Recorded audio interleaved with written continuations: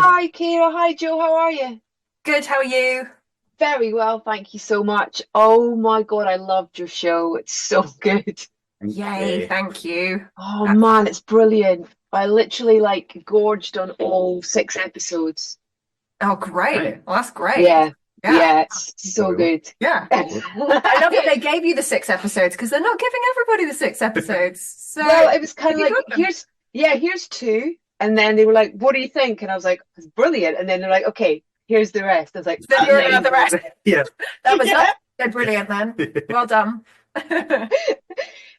Joe, what was the kind of, I guess, the catalyst, the idea for you? It just feels like it feels really fresh and new, and even though we're kind of I mean, we've had spy thrillers, kind of, for years, sort of thing, but just this feels so new and so kind of real breath of fresh air.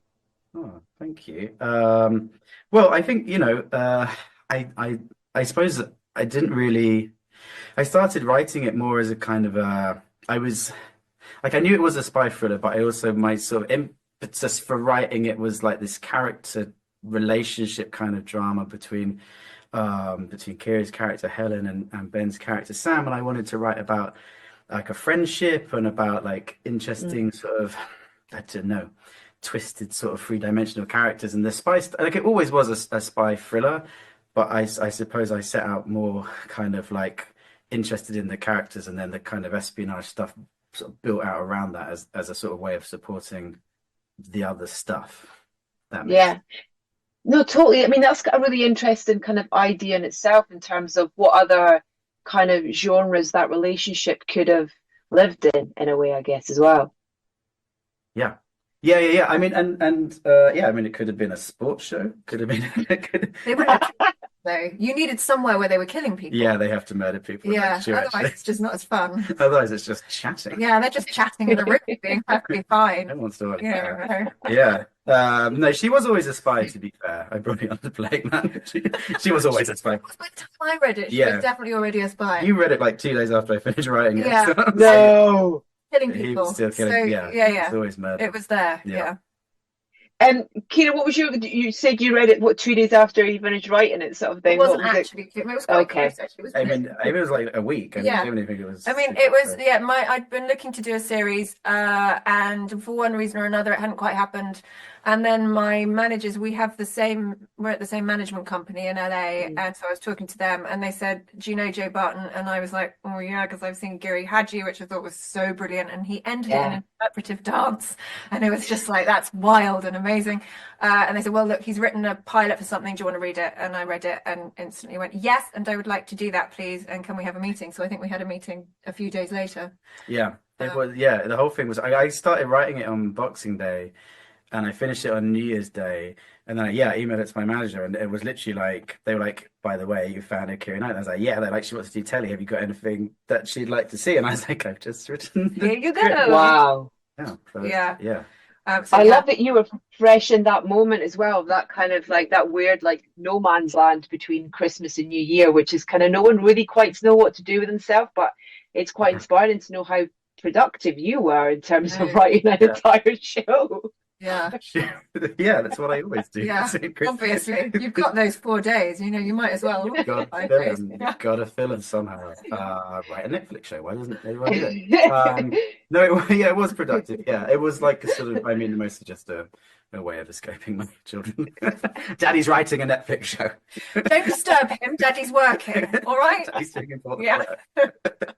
Yeah, But there is something about the backdrop of the show being around that time. You know what I mean? We've got that, the show opens with that sort of piano version of Fairy Tale of New York, and we've got it's really clever as well. And I wanted to ask about whether those were all written into the script. That the mud track, Lonely This Christmas. As Sam arrives back in the UK, and it kind of tells us, an audience, even now. I obviously appreciate it more having watched the entire show, of how kind of true that the lyrics to that song are to that character. It's really, really clever. Yeah, I You mean, did always start it with the Pogues the as well. Pogues was in the script. Yeah, the Yeah. Pogues was always in the script. I don't know if the Lonely This Christmas was. I think maybe I just wrote the Pogues one in, and everything else probably comes from our directors, Alex and Lisa, or the editors, or any of that kind of stuff. I love Lonely This Christmas. It's my second favorite Christmas song, so I was delighted when that made it in. And he is, I mean, he is lonely at Christmas. He is literally. I mean, they all are They all, really. They are all lonely at Christmas. they are, and covered in mud. Yeah, and blood. Exactly. Yeah. And Kira, you look like you were having like a lot of fun with this new. So you killing. We were talking, joking about kind of killing people in the film, but there's a couple of particular scenes where she's kind of obviously you're playing two characters really in this in a way, but with the assassin side of it, or the spy side of it, there's a real kind of like calmness about that in the way that she approaches certain situations. But was that a kind of fun element to it, within a role, having these kind of almost two sides to a character, I guess? Yeah, I think that was what was really fun and what I loved about it, and in I think you always try and look for something that you understand in your own life, and I think we all hold multiple personalities within ourselves, and when you become a parent, that becomes more extreme, right? Because you are one way with your children, and you have a whole separate life to the way that you are with them. And hopefully, you're not going out and you're killing people, but I mean, but in an extreme way, I think that we can all kind of go, I am both a mother and I have this whole other needs and wants over here. So I think it was kind of exploring that. It's very rare that you get a character that can hold all of the things in one. Normally, like, you're doing something and you choose. It's like, my character would do this. My character would say this is how they would behave. And I loved that she encompasses the whole spectrum of all of it. And it's all true. I think she really is a good mother. I think she really is a good wife. She just happens to be deceitful and actually, selling all his secrets, but I think the moment she's honest. It's just that maybe the next moment she isn't honest anymore. Well, who knows? Just for the kids, that's it. She's trying her best. God knows she is. Yeah. Yeah. It is absolutely joyful watching you in those scenes with Ben, but also with Sarah as well. I mean, the casting in the show is just extraordinary. Do I imagine that's kind of quite a big part of, as well as writing it and being the creator, that you get heavily, involved in, and who you see bringing these characters to life that you've created? Yeah. Casting is a really fun part. Maybe the only fun part. On the initial Ouch. Oh, no, it's probably thing, quite no. fun. Then it's after that. It's as well. No, the whole thing is, but no, casting is a really fun part of the sort of pre-production bit. And yeah, like with this one, we had it's sort of like all of our first choices were basically saying it, which doesn't usually happen. Obviously, Kira came on really early, and then it was like I said, we were like, do you feel like maybe Ben Whishaw would say? Yeah. Maybe Ben Whishaw would do. Well, let's ask him. Like, what's the worst thing that can happen? You say no, and then he signed on, and then Sarah's character was initially A man. written as a man. So Harry, the producer, came up to me. She said, "Yeah, we've got an idea for this character. We're thinking Sarah Lancashire." And obviously, my face was like that. And he was like, "What? You don't like her?" I was like, "No, it's just that it's written as a man." Yes. But yeah, I think she's Can brilliant. do anything. Yeah, she can do it. Yeah. We were. So good. Maybe, and then yeah, Tracy Ullman's character. Tracy Ullman's. Written as a man. Oh my God, that was like, It's written as a God, man. I gasped. Yeah. Yeah. It was so great because you're so teased about who it is, and I kind of deliberately didn't sort of look into kind of casting of it when I was watching it, and just the way that she's revealed, you're like, you can almost like fist pump in the air. It's just like, yes. Yeah. It's Ullman. Mate, it's Almond. She's here. Look at her playing a mafia boss. Come on. Yeah, totally. And Luther as well. I mean, it's kind of weird. I did a podcast for the Crown, and so I spent a lot of time with a lot of the Crown, crew and stuff behind the scenes, and had the pleasure of chatting with Alex a few times as well. Just really amazing creative, and Martin as well, your composer, and Luther had just got the part of playing Harry in the Crown when I got the chance to speak to him. You've given him a great role in this. Oh man, I'm so excited to kind of see what he does and where he goes, but it's great to see him in this. It's a really brilliant bit of casting as well. Yeah, quite far from Harry. Yeah. Quite Yeah, different. yeah. We think anyway. Yeah, I don't know. Yeah, Who who knows? knows? Yeah. Do you are you involved with the, it's we talked about the music there, and you were saying about, some of those choices are Alex and Lucy's, but with regards to composer, is that something that you're deciding on, and who you're making the choice of? Well, that was a sort of it was like a collaboration, like a group effort. I was a big fan of Martin's work on The Crown, and I actually had gone through a period of like I was working on a different show like a few years ago, and for whatever reason, like I was trying to work through it, and I would when I was jogging, I would listen to the Crown soundtrack. I don't know why, but it felt like because it felt thematically right for this other thing I was trying to do. So I was like Yeah. into his stuff, which I think is really emotive and brilliant. But obviously, like Alex, they worked together, Alex Kabassi. So it's probably Alex was leading that, but I had wanted to work with him for a while, and yeah, he's just brilliant.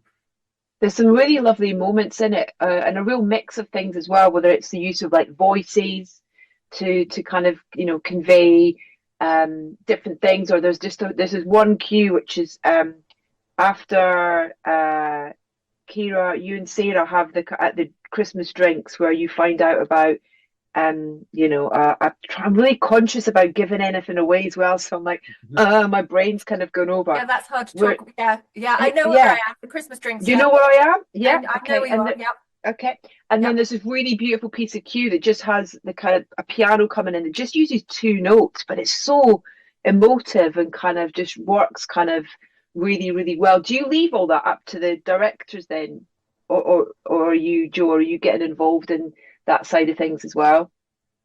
They won't let me write the soundtrack. They just they don't know. I'm on set singing it, and they Yeah, say, yeah. Oh, "Stop, mate. you have to stop." No, I really, I mean, I give like notes on the score, and we have like sound mix and all that stuff, and I like to be involved, but I'm also like, I mean, I leave it slightly to the experts as well. But it's yeah, I mean, I love what they did, and we have Ray as well. I think the vocal cue that you maybe mean is Ray, and Ray involved coming in on the soundtrack, and so that vocal cue is Amazing. she did for us, which is really exciting, and her working with Martin. But yeah, like it's that thing of like I don't have I like not super articulate anyway, but I find like I have opinions about the soundtrack or the music, and but I can't always like articulate them well, and I feel quite foolish. Like we're in the sound mix, and Martin's there, and I'm like, yeah, I just feel like the music could be like a bit like sadder. Like, could it make me feel a bit more like? And they're looking at me like they obviously can sort of talk about it professionally, but I have just very basic ways of trying to describe what I want, which is usually just like I want to feel more like crying. Isn't that weird? Because I feel like that's in across the board when you're making anything creative, whether it's the music or whether it's the acting or whether it's the writing, and you try and give people notes, you find that the language that you use is not right. Yeah. I'm very articulate. I'm not very. You might have noticed. No. You might have noticed that, Joe. I have. But I'm not always saying articulate. it. But yeah, saying, "Gosh, that woman is articulate." But I'm not articulate when I'm talking to a director about a character, about the emotions that a character Really? is. No, Okay. I find it really hard. And the words that I use to describe an emotion are often completely different than the words that the director would use to describe the same emotion. And it might take us ages to try and figure out what we're talking about. And actually, in the end, you just have to show them what you're talking about, and then they go, "Oh yeah, I get it." Yeah. But I think within all of these spaces, actually, language doesn't quite do it. I was amazed at like how directors can do that, and like I think we had a meeting early on where I was sort of talking for like 5 minutes and making no sense. Then Lisa, our second block director, like managed to sum up what I had been In one in, like like, nugget yeah. that went, "Oh I was right." like, yeah, that. Was that the moment that you said a really like that it was based on The Simpsons? There was a really moving scene. And I was like, where does that come Oh, from? And he was like, right, there's this episode in The Simpsons, and you know when like Homer and he says to Marge and Marge, and I'm like, wait, am I Homer in this? In this scenario? Are you saying I'm Homer? I think that was probably the moment Yeah. Lisa went, no, No. sorry, what? sorry, Kira, darling, you're not Homer. Not Homer. You're not Please don't Homer. play this like Homer Simpson. That wouldn't be good. Don't listen to the writer. Yeah, and I was never set Yeah, again. actually, that was the last time. Yeah, Kim was very upset. she's very upset. She's playing Homer Simpson. No, that's amazing. Yeah. If it'd been Lisa, though, you could have had a saxophone, so that could have been That, fun. well, and then I Yeah. could have come with a score, yeah, which would have been great. Yeah.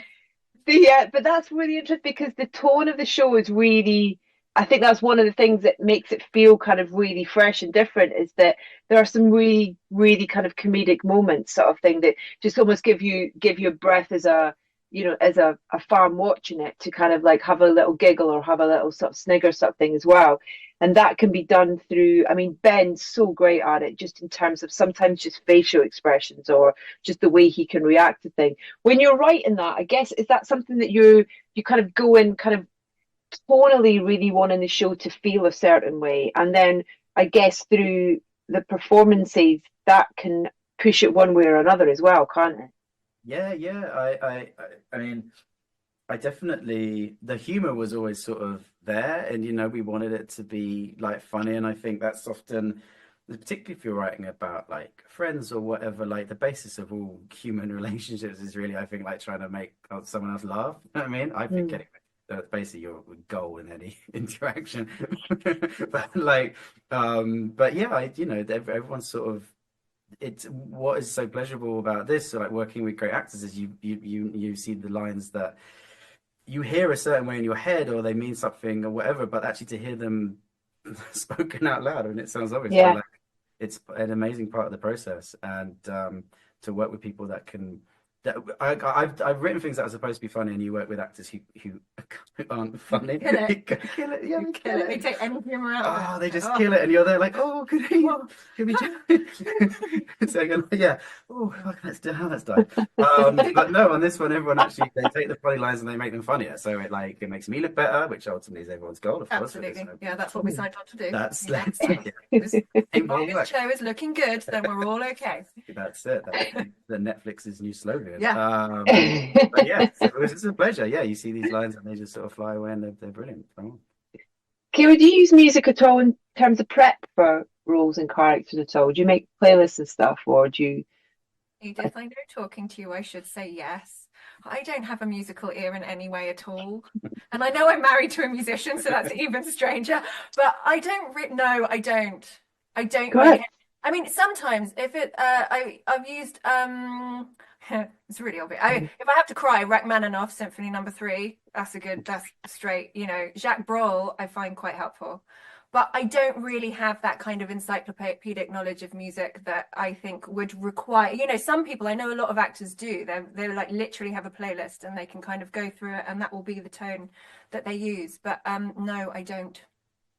You said you didn't, but you just rattled off 2 pieces there that clearly are like really good tools for you to. Yeah, they do for that. So there you go.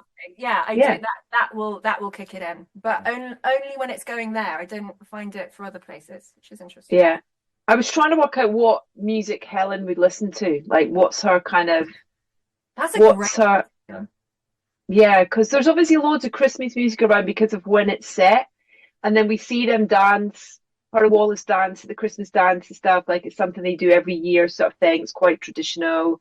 Yeah. But then I was like, I wonder what she, if she's going out for a jog or if she's going to the gym. Like what version of her would listen to what? Is it like there's not much crossover between go on. Yeah. Well, I was trying to, Tory wives playlist, party playlist. It's top loader. Oh. Yeah, sure. Right. I'm going to make a playlist of that now. Tory Wives playlist. Tory Wives playlist. But the real Helen, I feel, is cooler. Yeah. And yeah. I don't know. Or is she a psychopath and she has nothing in her head at she all? listens to white noise. Just white noise. It's just white noise. I feel like she may be in the white noise. White noise vibe, yeah. That's what was fun about her. It was always playing with. If being a psychopath is a spectrum, we don't know if it is, but if it was, where is she on the spectrum? I mean, me and Ben were talking about a lot. Do we think they're psychopaths? How far into being a psychopath are they? I suspect that Helen may be more than Sam. Yeah, I would agree. I feel they would be low on the psychopath spectrum. Yeah. Again, it is a spectrum. It feels like a pretty black and white issue for me. That's also what I feel. I feel like probably it's not a spectrum. Which can be a bit of a psychopath. I think she feels things. Yeah. I feel a lot of guilt. I think morality is a big question mark. Yeah, question. So I quite like the idea that it's white noise the whole time. Yeah. Well, these are questions you can answer in the second series, I feel. Exactly. Yes. Yeah. Yes, and start with the Bit, white noise. Listen, I'm running out of time here, sorry, but it's been such a treat to get to chat to you. Genuinely love the show, love the characters, love how it made me feel, and I'm just, I really hope there is going to be more because, I mean, just watching you and Ben on screen together, Keira, is a thing of joy as well. So, yeah, thank you so much. Thanks very much. Thank you. Thank Yes. you. Great to chat to you. Take care. See Merry ya. Christmas. Merry Christmas. Merry Christmas.